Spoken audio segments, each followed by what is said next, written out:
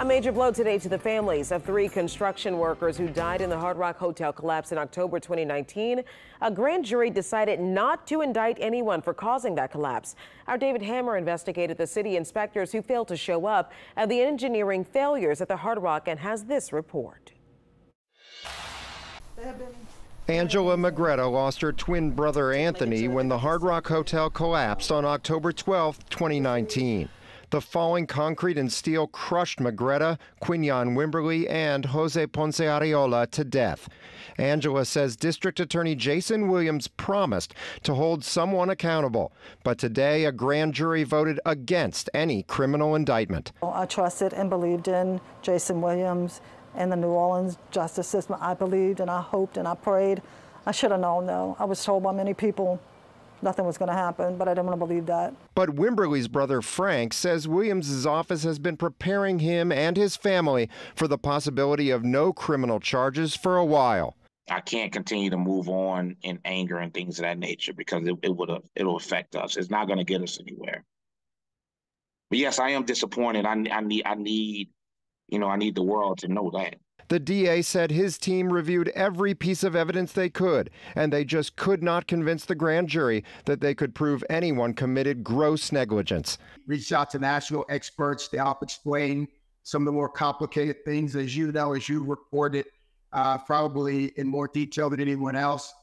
There are a number of individuals that could be criminally culpable. Certain elements were missing.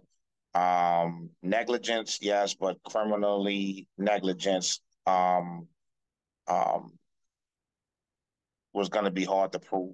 Last week, we reported that the federal safety agency OSHA was refusing to turn over its investigation to the DA because of a civil dispute with the project engineer, Heaslip Engineering. Williams said that was a major hurdle for his team. They put priority over the civil negotiation in this matter over our criminal investigation. 2 years ago, I got an exclusive look at an investigative report by the Federal Occupational Safety and Health Administration, OSHA. It found that Metairie-based Heaslip Engineering had, quote, grossly underdesigned the steel beams supporting the top 3 floors.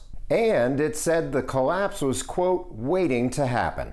There have been moments in the course of the past 3 years where you provided more information that a taxpayer-funded agency, OSHA, provided for these failures. And I appreciate you keeping the spot on because I truly believe that there should have been criminal culpability. Mona Lisa Urbina raised her sister Angela and her twin brother when their mother died. And she has a message for those who were not charged with a crime. Well, this is where I'm getting my comfort from. In the Bible, God says, vengeance are mine. In everything you do, you pay for it. So don't think you're getting away with it because you're not. You will pay for what you did to my brother and to my little sister and to my whole entire family. David Hammer, Eyewitness News.